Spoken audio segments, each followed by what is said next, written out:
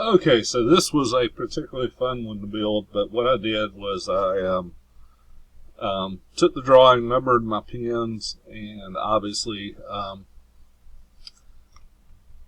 this one, let me go back and do something that shouldn't matter now. I was troubleshooting this thing, and I removed the ground pin, but it should be okay for it to be there.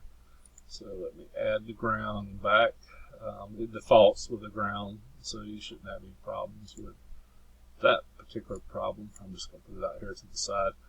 So if you take a look here, this is our VN, this is our various pins here, and again, you can mark the schematic, but this schematic is true to what your drawing in 46.1 has.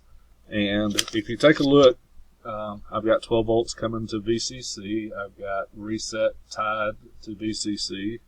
I'm going to our trigger and, our threshold input and our discharge input through a 470K. So there's discharge, there's the threshold, and they're all going through that 470K, which then goes through a 4.7 microfarad to ground.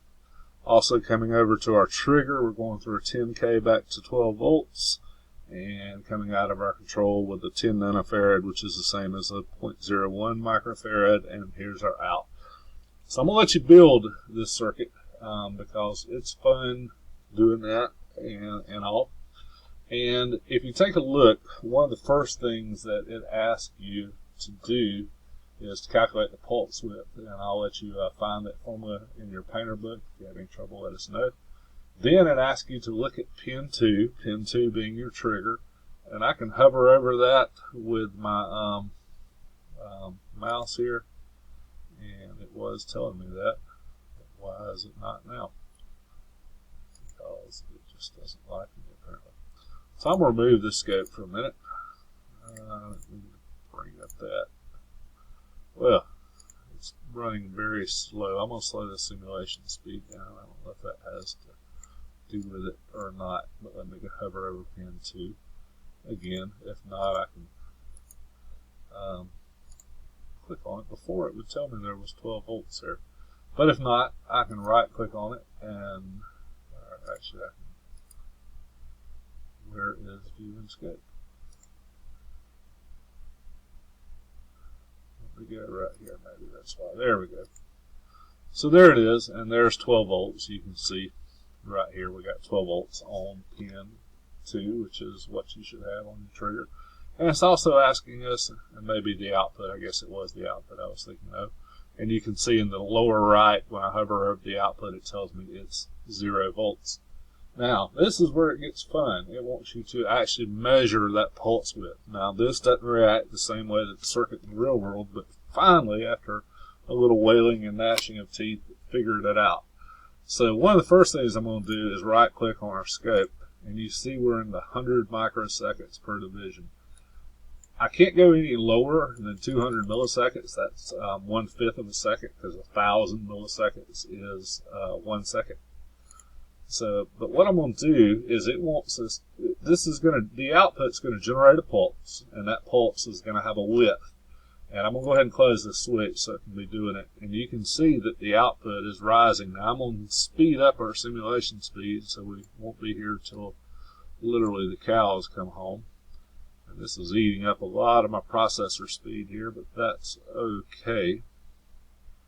And in a moment that is going to go down to 0 again. And that is our pulse width. That's how wide our pulse is. And as soon as it does that, I'll show you how to calculate that. We should be, I thought, getting close.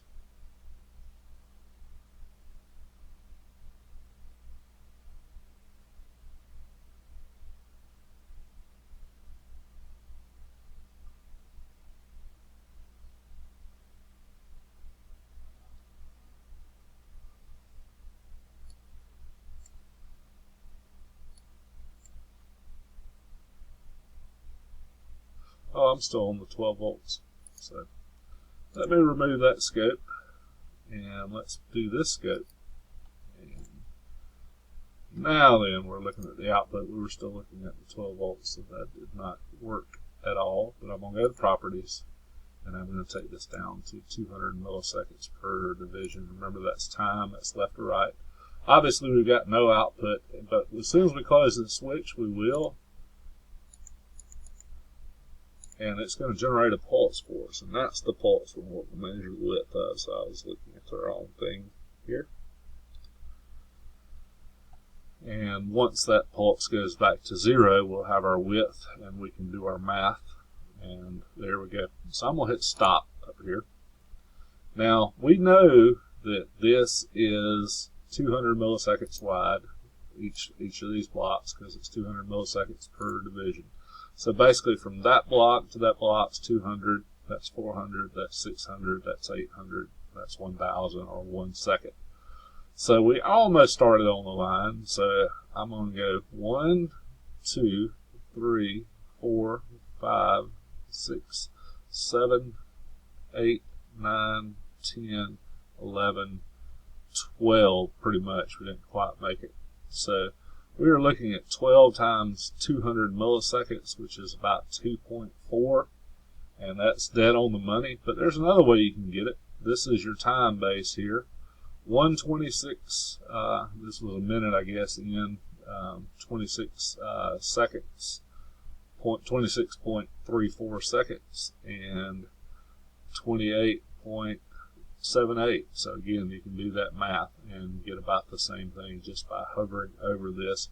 So it's approximately 2.5 milliseconds. I mean, 2.5 seconds, or 2,500 milliseconds, depending on how you want to count it.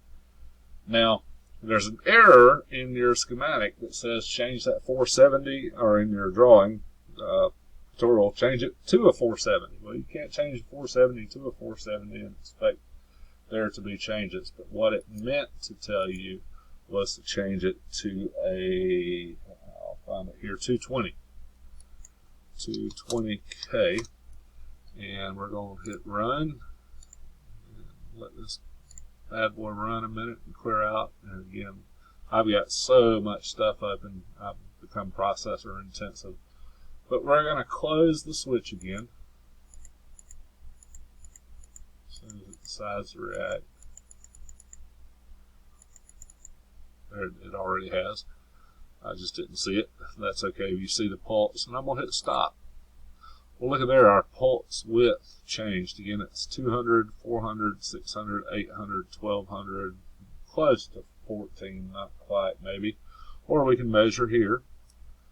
So at 31 seconds, I'm disregarding the first number there, 31.6 to 32.7.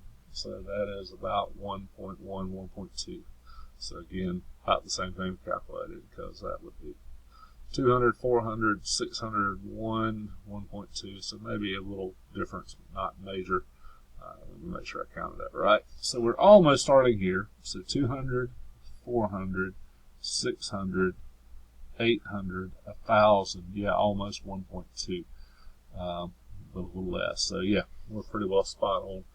So we can see that changing these things out can affect the pulse width of our signal. So for the next step, it said change this back to a 470, change this to a 10 microfarad, and repeat the same step of closing the switch and opening it. So there, closed, and we're waiting for our pulse width. And we're waiting, and waiting, and waiting still some more. And I hope this doesn't fill the screen up. Fingers crossed. But we can see there's a definite difference even over the first. And if it does fill the screen up, I'll tell you what it is. But up there it is, so we're going to hit stop. Again, we can do the math. That's going to be pretty nice because we're right on 34 seconds and right at 39. So that is about 5 seconds, boys and girls. And that is dead on the money. So I have cheated and kind of told you the very first step.